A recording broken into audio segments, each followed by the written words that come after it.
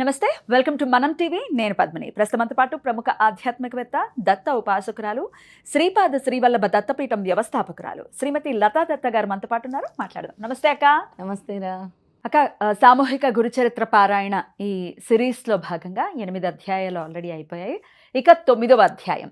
మరి 9వ అధ్యాయాన్ని ఒకసారి మీరు చదివి వినిపించి ఫలశ్రుతి అంటే ఈ అధ్యాయం చదివితే వచ్చేటటువంటి ఫలితం కూడా ప్రేక్షకులకు తెలియజేయాల్సిందిగా కోరుతున్నాం. తప్పకుండా పద్మిని. 9వ అధ్యాయంలోకి వచ్చేసాం కాబట్టి 9 అనే సంఖ్యకి చాలా విశేషం ఉంటుంది.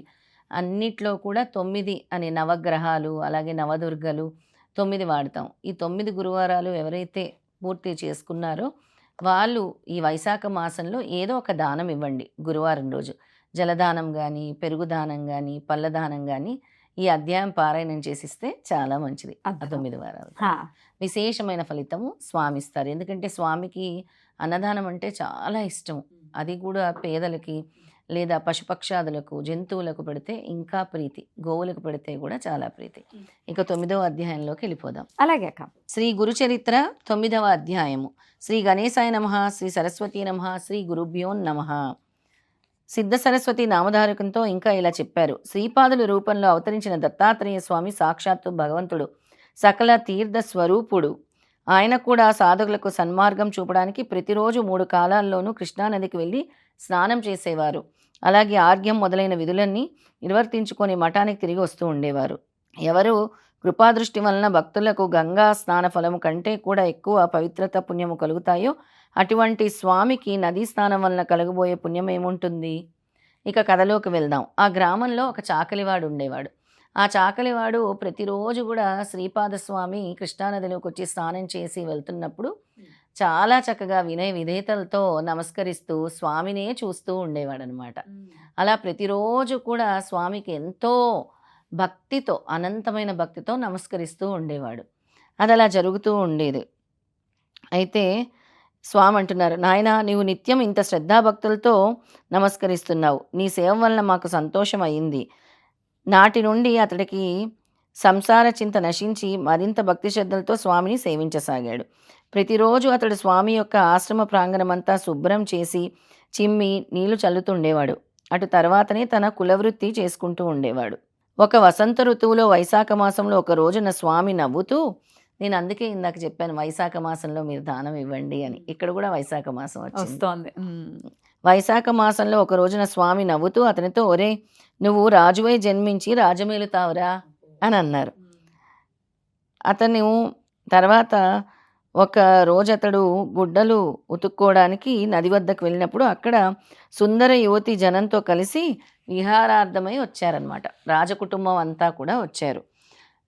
అతని వెంట వైభవంగా తరలి వచ్చిన పరివారాన్ని చూచాడు. ఆ దృశ్యాన్ని చూచి అతడు సమ్మోహితుడై తాను నిరంతరం చేసుకునే నామస్మరణ మర్చిపోయి ఒక నిమిషము నిరంతరం ఎప్పుడు స్వామిని ఆరాధిస్తూ నామజపం చేస్తున్నవాడు ఆ మోహానికి గురయ్యాడు. లౌకిక జీవితంలో, ప్రాపంచిక సుఖాల్లోకి వచ్చేసాడు అనమాట. శ్రీపాద స్వామి స్నానం చేయటానికి నదికి వచ్చారు. అదే సమయంలో అతడు స్వామికి నమస్కరించి, స్వామి, ఆ యవనరాజు యొక్క వైభవం చూస్తుంటే ఆశ్చర్యము, సంతోషం కలుగుతున్నాయి అని చెప్పాడనమాట. అజ్ఞానం వల్ల నేను ఇలా భ్రమించానే కానీ నిజానికి మీ స్థితియే నిజమైన సుఖము అని అంటాడనమాట. శ్రీపాద స్వామి, దానికేమున్నది, నీవు పుట్టినది మొదలు కష్టం చేస్తూనే జీవిస్తున్నావు. అందువలన అతని చూడగానే నీకు రాజ్య భోగాలపై ప్రీతి కలిగింది. ఆశ్చర్యమేమీ లేదు నాయనా, నీవు రాజువు కావాలని మనస్ఫూర్తిగా కోరుతున్నావు కదా, నిస్సంకోచంగా చెప్పు అని అడిగి వెంటనే ఆయనకి వరమిస్తారు. ఏమనంటే, నువ్వు రాజభోగాలు అనుభవిస్తావు, రాజు అవుతావు. మరి ఈ జన్మలో కావాలా, వచ్చే జన్మలో కావాలా అంటే, నేను ముసలివాడిని, ఈ జన్మలో ఏం అనుభవిస్తాను, వచ్చే జన్మలోనే అనుభవిస్తాను అంటారు. వెంటనే అతను కొన్నాళ్ళకి ఆయన శరీరాన్ని విడిచిపెట్టి మళ్ళీ ఒక యవనరాజుగా జన్మించడం జరుగుతుంది. అది 9వ అధ్యాయం ఆఖరిలో చదివేద్దాం. శ్రీపాదులు ఇలాంటి లీలలు ఎన్నో చేసి భక్తులను అనుగ్రహిస్తూ ఇంకొంతకాలం కురోపురంలోనే ఉన్నారు. ఆయన నివాసం వలన కురోపురం ఎంతో ప్రసిద్ధికెక్కింది.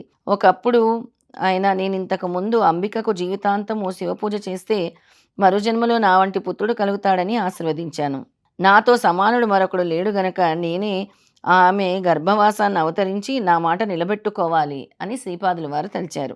అటు తర్వాత ఒక ఆశ్వయుజ మాసము కృష్ణపక్ష ద్వాదశి హస్తా నక్షత్రము నాడు శ్రీపాద శ్రీవల్లభులు కృష్ణానదిలో మునిగి అంతర్తులై మరొక చోట వేరొక రూపంలో అవతరించారు. అయినప్పటికీ సూక్ష్మ రూపంలో ఇక్కడే ఉన్నారని తెలిపే సంఘటనలు ఎన్నో ఉన్నాయి. భక్తి శ్రద్ధలతో కురోపురం దర్శించే వారికి ఆ స్వామి ప్రత్యక్షం అవుతూనే ఉంటారు. అందువలనే కురోపురం అంతటి మహా శ్రేష్టమైన క్షేత్రమైనది. శ్రీ దత్తాయ గురువే నమః. శ్రీపాద శ్రీవల్లభాయ నమః. శ్రీ నృసింహ సరస్వతియే నమః.